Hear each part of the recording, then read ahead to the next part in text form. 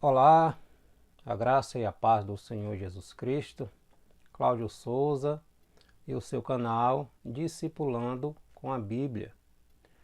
Hoje vamos trazer o nosso resumo, a nossa visão panorâmica sobre o livro escrito pelo profeta Obadias, que está lá no Antigo Testamento. Obadias é um dos 12 livros dos profetas menores. A mensagem do profeta Obadias é dirigida à nação dos Edomitas, a nação de Edom. Os Edomitas são descendentes de Esaú, o irmão de Jacó. Nossa série falando sobre livros da Bíblia, nosso resumo sobre os livros da Bíblia, e hoje vamos contextualizar o livro do profeta Obadias, um dos profetas menores. Obadias é o autor deste livro, O seu nome significa servo do Senhor ou adorador. O livro de Obadias é o livro mais breve do Antigo Testamento. Contém um capítulo e 21 versículos. Um capítulo e 21 versículos. O tema do livro é o juízo, a sentença contra a nação de Edom. E a mensagem, o profeta Obadias dirigiu essa sua mensagem quase exclusivamente, totalmente a essa nação gentia, Ele é um dos 3 profetas da Bíblia que dirige a sua mensagem a uma nação gentia. Os outros 2 foram Jonas, que dirigiu sua mensagem a Nínive, a capital da Assíria, e também Naum, alguns anos depois, contra essa mesma nação, a Assíria, contra Nínive, por causa da maldade deste povo. Os demais profetas ali no Antigo Testamento, a sua mensagem é dirigida exclusivamente para o povo hebreu, para o povo judeu. Tanto para a nação do norte, antes dessa ser invadida pelos assírios e destruída, quanto para a nação do sul, Judá. Então, esses 3 profetas, Obadias, Jonas e Naum, foram os 3 profetas que dirigiram a sua mensagem quase que exclusivamente para uma nação gentia.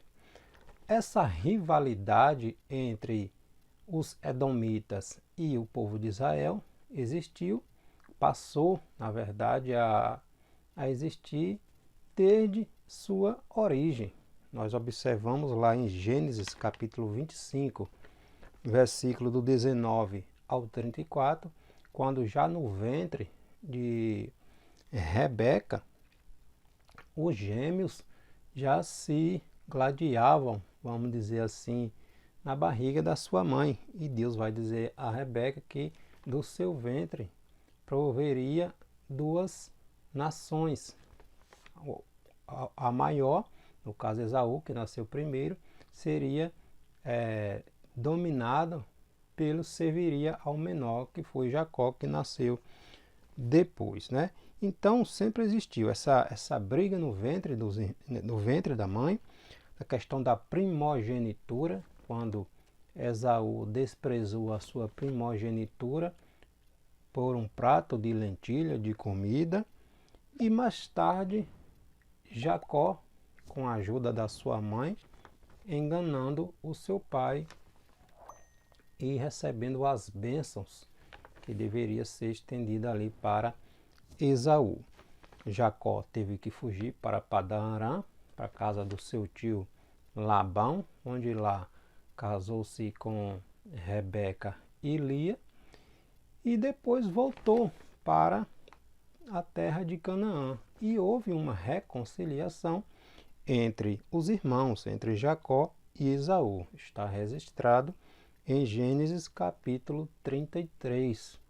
Porém, os seus descendentes, os descendentes de Esaú, sempre foram uma pedra no sapato do povo israelita, né, dos seus irmãos. Quando o povo de Israel saiu do Egito, dirigindo ali a terra de Canaã, precisou passar pelo território dos edomitas. Está lá registrado em Números, capítulo 20, versículo do 14 ao 21.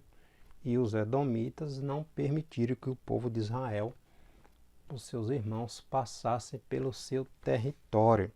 Sempre existiu essa intriga entre os dois povos irmãos. Isso está registrado tanto em 1 Samuel, capítulo 14, versículo 47, 2 Samuel, capítulo 8, versículo 14, 1 Reis, capítulo 11, versículo 14 ao 22.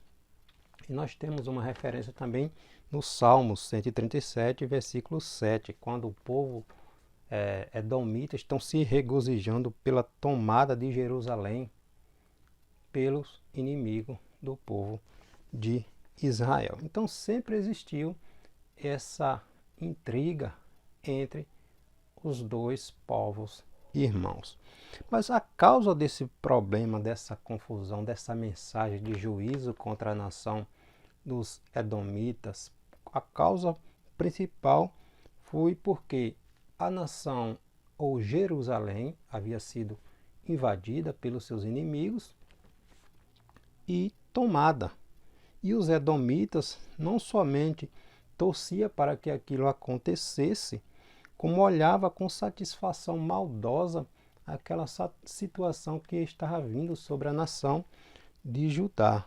E eles aproveitando dessa situação para saquear a cidade após a invasão. E ainda prendiam aqueles hebreus que estavam tentando fugir da invasão, se esconder, fugir da morte, e os edomitas se aproveitavam, botando emboscadas para pegar esses que estavam fugindo, se escondendo, e entregava a o seu inimigo. Então o povo edomita aí sempre agindo para destruir os seus meios irmãos, né? Houve 5 invasões contra Jerusalém. 5 invasões. A primeira nós temos registrado lá em 1 Reis, capítulo 14, versículo 25 ao 26. A primeira invasão foi de Sisaque, rei do Egito, em 926 a.C., durante o reinado de Roboão. Houve uma segunda invasão contra Jerusalém, que foi a invasão dos filisteus e árabes, no reinado de Jeorão, entre 848 e 841 a.C., né? Está registrado lá em 2 Crônicas, capítulo 21, versículo do 16 e o 17. Houve também uma terceira invasão contra Jerusalém, a do rei Joás, rei de Israel, que invadiu o seu meio-reino irmão, Judá, que era reinado por Amazias, em 790.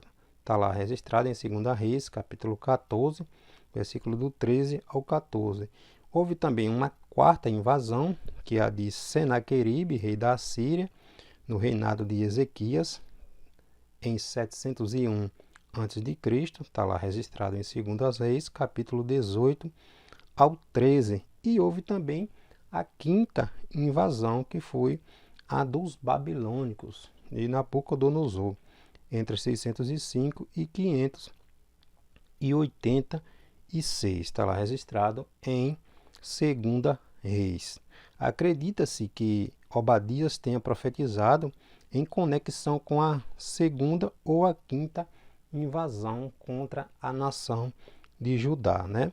Mas provavelmente a segunda das 5 invasões tenha sido a ideal, né? Quando os filisteus e árabes reuniram-se para pilhar a cidade de Jerusalém. A mensagem do profeta Obadias não tem referência, não cita nome de reis, por isso Acredita-se que tenha sido nessa invasão dos filisteus e dos árabes. E os povos edomitas aproveitaram para saquear a cidade de Jerusalém, prender os seus irmãos e aproveitar da situação para zombar, aproveitar da fragilidade, da depredação de Jerusalém, da destruição do povo para se aproveitar, né?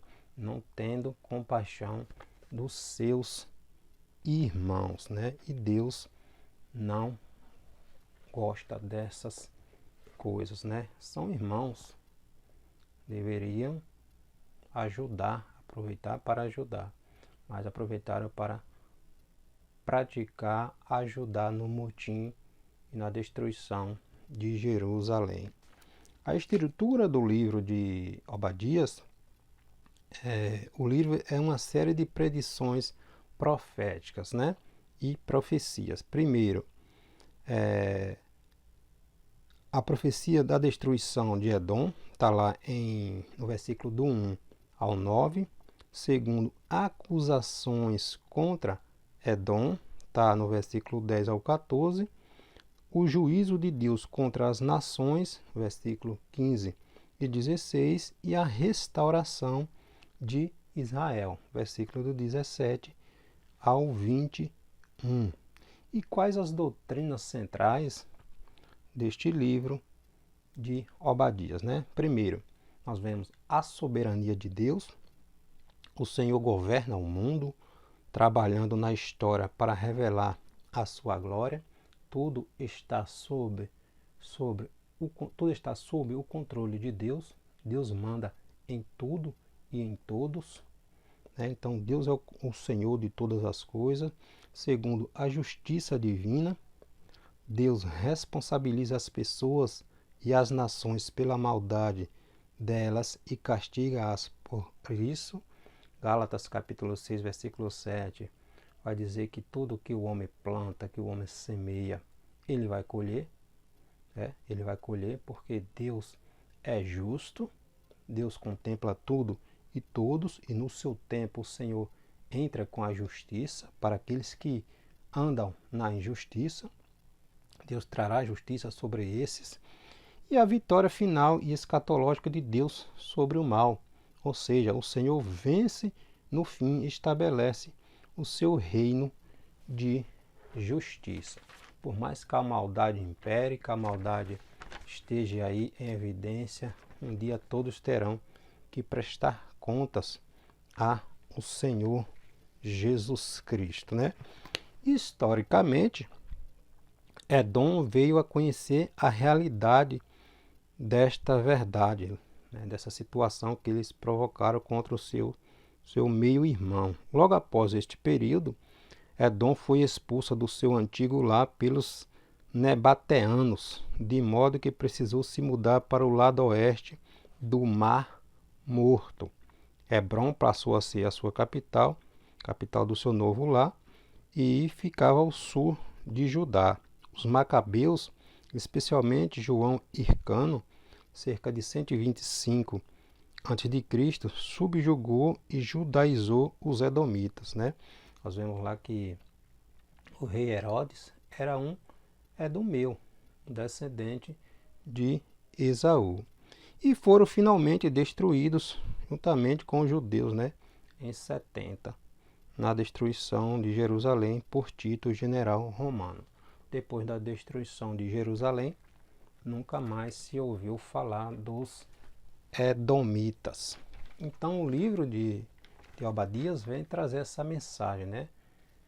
Não adianta praticar maldade e pensar que vai ficar impune. Deus contempla todas as coisas, vê todas as coisas, sonda os corações. Naquela época, as invasões, as destruições eram terríveis. O povo que eram subjugados sofriam, terrores aconteciam com as crianças, com as mulheres. As mulheres eram usadas para todo tipo de situação e Deus estava vendo todas as coisas, né? Então, o livro de Obadias é uma mensagem de justiça, de sentença contra a nação edomita. Não existia mais possibilidade de eles se livrarem daquele castigo que viria da parte de Deus, por causa da maldade praticada contra a sua nação meio irmã. Tá bom? Então esse é o nosso resumo sobre o livro do profeta Obadias, um dos profetas, dos 12 profetas menores ali do Antigo Testamento. Deus abençoe a sua vida.